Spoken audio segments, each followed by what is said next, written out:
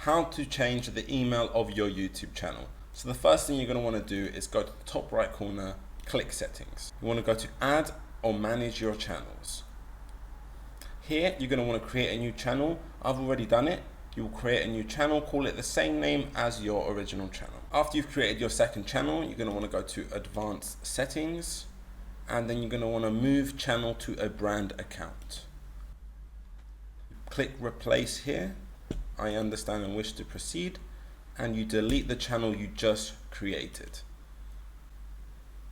So now you have a brand account. So go to YouTube Studio, go to settings, channel, advanced settings, and manage YouTube account. Here now you'll see channel managers. So you want to add or remove a manager.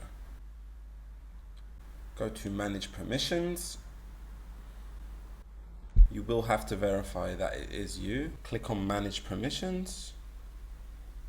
Click here, invite new users, and you're going to have to add the email address of the user you want to add. After you've added the email, choose the role manager and click invite. Accept the invitation. Accept.